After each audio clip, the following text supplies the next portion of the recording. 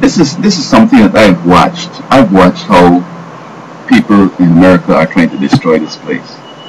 Now, I mean, America is the bastion of education. You have all this free education, all these loans, and all this big resources in education. But yet, folks aren't thinking straight. You know what I mean? Look at it, for example. Um, they will try to tell people overseas that this kind of sweatshop you have here and this child labor you have is bad. But I remember as a child growing up, things were so bad, we were so poor, that although I was maybe 8 years, I would go to a construction site and they'll send me to the store to buy them things, or they'll ask me to pass the hammer and do this and do some small cleanup here and there. And at the end of doing, they might give me 30 cents or 50 cents. Now, when I take that home, we could buy something for that, buy cooking oil or buy something, you know what I mean? It helps. And I'm sure in those societies, the people are benefited, but these bleeding hearts up here are crying to say, oh, they have sweatshops over there, or those exploiting those people and all that stuff. I mean, just mind your own business, leave the people alone, okay? Because when those same people come up to America here, these are the same people who are working hard and just admire, oh, these foreigners work real hard. Well, you see, they started working hard before they were 9 and 10. And this is something that you're accustomed to, you're conditioned to, and you have that experience in working hard. See? They see how people work hard, they know that you got to work to get a living, because at 8, I was getting a couple of cents so I could go and buy something, and that's the only way I knew you could get money, by working. Some of my neighbors, they never do that. They go in the market and try to steal people money and all that. They put them in jail as children and so forth. But then, look what they've done here. Yes, the sweatshop and these kids, the prices are cheap and very competitive.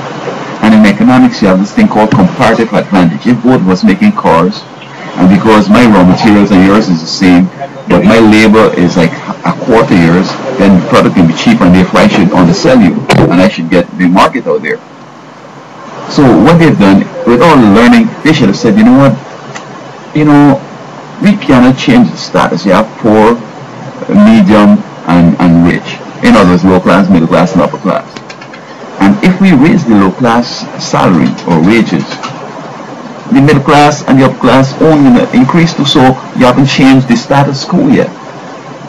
It continues that way.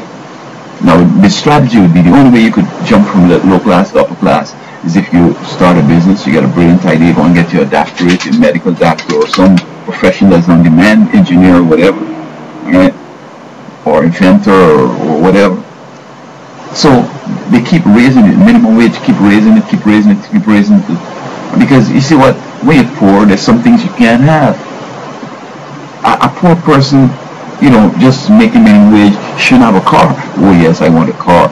So it means that they can ask the boss, I need a raise because I have a car and I have gas and all that stuff. But when they get a raise and everybody's get a raise, it's still the hard times they have.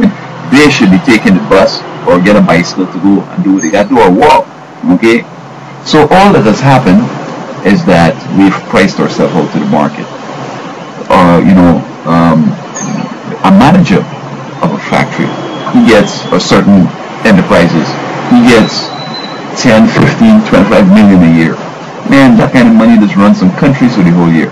So that's only one guy. And then you have the Jonathan, all them, and the whole operation. So the whole operation maybe costs like 100 million to run. And you know what? That 100 million could run maybe the whole Caribbean or a sizable part of Africa. So the question is, why wear this sweat labor? Why not try to keep our labor down so that it won't be that expensive, and so that we could be able to be competitive? Because this is what's happening in China and in Africa and these other places. They undersell India. They undersell us because their people are poor, and they keep the cost down. Sometimes here you have the janitor. The amount of money the janitor making, that money could run a whole factory or 2 factories in certain countries. You see? So I think that the rational thing that should have happened is that we should say, you know what, instead of increasing salary, which is going to make us uncompetitive and make our prices beyond the pale, so we can't sell overseas. And right here, the product going to come up against products that come from overseas, and we're not going to go anywhere. We have now to go and have it done in China and India, and all the jobs gone over there, all the money's made over there, the value's added over here, and then it's sent back here, and as soon as we sell it, the money going back over there, so we don't have the money going around multiplying to expand the economy. So this is the solution. Don't worry, these people they call sweatshops. The people are getting money that is making their lives a lot better. Don't compare theirs with yours. Alright, I mean I'm not talking about inhumane treatment, okay? Beating folks with wood and all that kind of stuff. That's beyond the pale. But we should be asking people for real growth. Things like what about some health care? What about certain benefits? Maybe you know what I mean, job security.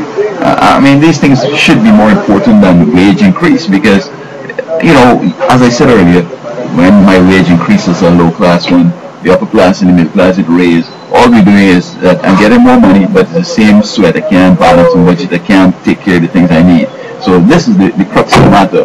The sweatshops and the child labor versus us with extraordinary and exorbitant wage demands and so forth, and pricing out to the market. Let us leave the people alone and take care of our business here. I would like to see if we could bring prices and other things back down to a level where we could be competitive again. I don't know if there are any ideas how we could do that.